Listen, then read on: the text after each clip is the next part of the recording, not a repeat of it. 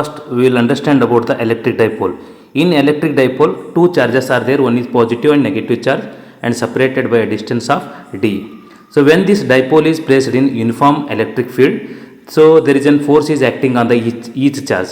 So on positive charge, the force is along the direction of the electric field, and the negative charge, the force is opposite to the direction of the electric field. So due to these two pair of forces, a couple produces the rotational effect. ಅಂದರೆ ಡೈಪೋಲನ್ನು ನಾವು electric ಫೀಲ್ಡ್ನಲ್ಲಿ ಇಟ್ಟಾಗ rotate ಆಗುತ್ತೆ, means torque.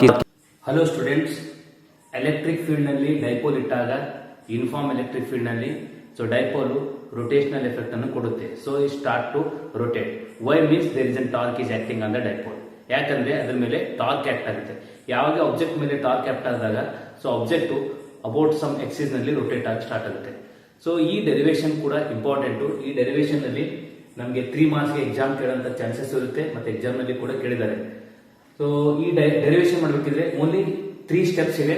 ಅದರಲ್ಲಿ first steps diagram ಇಂದ start ಆಗುತ್ತೆ. Just ನಾವು ಇಲ್ಲಿ diagram ನಲ್ಲಿ ಡೈಪೋಲ್ ಸಿಸ್ಟಮ್ ಅನ್ನು ತೋರಿಸಬೇಕು. ಡೈಪೋಲ್ ಸಿಸ್ಟಮ್ ಅಂದ್ರೆ ಒಂದು ನೆಗೆಟಿವ್ ಚಾರ್ಜ್ ಇದೆ, ಪಾಸಿಟಿವ್ ಚಾರ್ಜ್, ಸಪರೇಷನ್ ಡಿಸ್ಟೆನ್ಸ್ ನಾನು 2a ಅಂತ ತೋರಿಸ್ತೀನಿ. ಸೆಂಟರ್ ಆಫ್ ಡೈಪೋಲ್ ನಾವು O ತಗೊಂಡಾಗ O ನಿಂದ ಒಂದು ಚಾರ್ಜ್ಗೆ ಡಿಸ್ಟೆನ್ಸ್ a, ಅನದರ್ ಚಾರ್ಜ್ಗೆ ಕೂಡ ಡಿಸ್ಟೆನ್ಸ್ a ಆಗುತ್ತೆ. ಸೊ ಅನದರ್ ಇಂಪಾರ್ಟೆಂಟ್ ಪಾಯಿಂಟ್ ಅಂದ್ರೆ ಎಲೆಕ್ಟ್ರಿಕ್ ಡೈಪೋಲ್ ಮೂವ್ಮೆಂಟ್ ಡೈರೆಕ್ಷನ್ ಕೂಡ ತೋರಿಸಬೇಕು. So electric dipole movement direction from negative charge to positive charge, ಇದು P ವೆಕ್ಟರ್ ಅಂತ ತೋರಿಸಿದ್ದೀನಿ. Then next is the electric field. Parallel lines ಹಾಕಿದ್ರೆ ಸಾಕು, ಇದು ಯೂನಿಫಾರ್ಮ್ ಎಲೆಕ್ಟ್ರಿಕ್ ಫೀಲ್ಡ್ ಅನ್ನು ತೋರಿಸುತ್ತೆ. So what is the theta? ಇದು ಥೀಟಾ ಅನ್ನು ಕೂಡ ಡಿಫೈನ್ ಮಾಡಿದ್ದೆ ನಾವು. Theta is the angle between the dipole movement and the electric field. Then P is equal to distance between the charges and the magnitude of the charge. It is called electric dipole moment. Then Q is the magnitude of the charge. ಇಷ್ಟು ಬರೆದ್ರೆ ನಿಮಗೆ 1 marks. So diagram base ಇದ್ರ ಕಡೆಯಿಂದ diagram important. ಚೆನ್ನಾಗಿ ನಾವು diagram ಹಾಕಬೇಕು. Diagram ನಲ್ಲಿ ನಾವು ಡೈರೆಕ್ಷನ್ಸ್ ಆಫ್ ದ ವೆಕ್ಟರ್ಸ್ ತೋರಿಸಬೇಕು. ಡೈರೆಕ್ಷನ್ಸ್ ಆಫ್ ವೆಕ್ಟರ್ ಅಂದ್ರೆ electric field direction, then next dipole movement direction important. So then only you can define the theta. ಅವಾಗ ಮಾತ್ರ ನಾವು ಥೀಟಾ ಯಾವ ರೀತಿ ಇದೆ ಅಂತ ಡಿಫೈನ್ ಮಾಡೋಕೆ ಸಾಧ್ಯ ಆಗುತ್ತೆ. ಓಕೆ, ಡೆರಿವೇಶನ್ ಎರಡೇ ಸ್ಟೆಪ್ ಇದೆ. ಫಸ್ಟ್ ಸ್ಟೆಪ್ ನಮ್ ಟಾರ್ಕ್ ಅಂದ್ರೆ ನಮ್ಗೆ ಫಸ್ಟ್ ಐಡಿಯಾ ಇರಬೇಕು. What is the meaning of torque? The mathematically it is a product of force into arm of the couple. ಅಂದ್ರೆ ಚಾರ್ಜ್ ಮೇಲೆ ಎಷ್ಟು ಫೋರ್ಸ್ ಆಗುತ್ತೆ. ಇಲ್ಲಿ ಎರಡು ಚಾರ್ಜ್ ಇದೆ. ಪಾಸಿಟಿವ್ ಚಾರ್ಜ್ ಮೇಲೆ the force in the direction of the electric field, therefore the force is equal to Q into E. Then next negative charge ಮೇಲೆ electric force opposite to the direction of the electric field. So this force is equal to minus Q into E. So two forces equal and opposite directions and at different lines of action, a rotational effect, that is a torque is produced. ಅದನ್ನು moment of force ಅಂತ ಕೂಡ ಕರಿತೀವಿ, then couple ಅಂತ ಕೂಡ ಕರಿತೀವಿ. So ಈ moment of force ಗೆ ನಮಗೆ ಸಿಂಪಲ್ ಆಗಿ ಫೋರ್ಸ್ ಫಾರ್ಮುಲಾ ಇದೆ.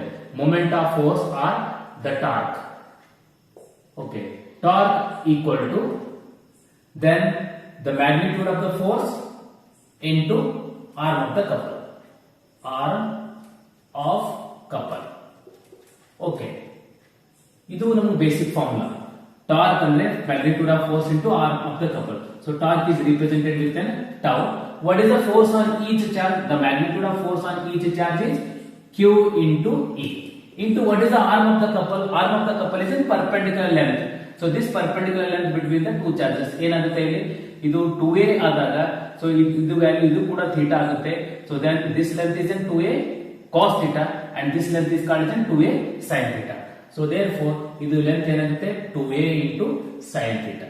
ಸ್ವಲ್ಪ ರಿಅರೇಂಜ್ಮೆಂಟ್ ಮಾಡಬೇಕು ಇಲ್ಲಿ, ಯಾಕಂದ್ರೆ ಡೈಪೋಲ್ ಮೊಮೆಂಟ್ ಅಂದ್ರೆ 2a into q. I will make this group of this 2a into q, then E sin theta.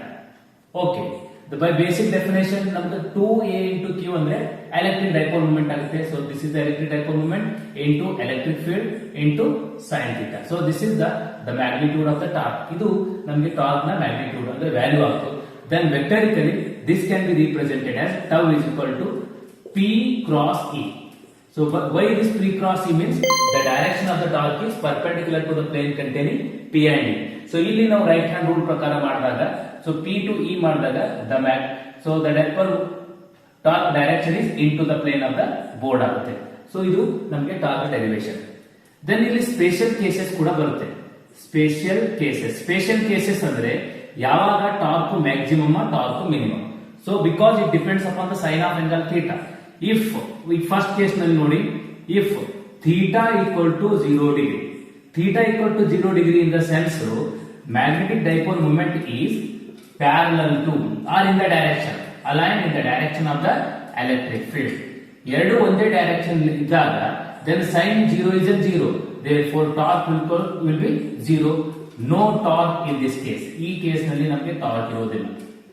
then second case, if theta is equal to 90 degree, theta equal to 90 degree ಅಂದ್ರೆ dipole moment is perpendicular to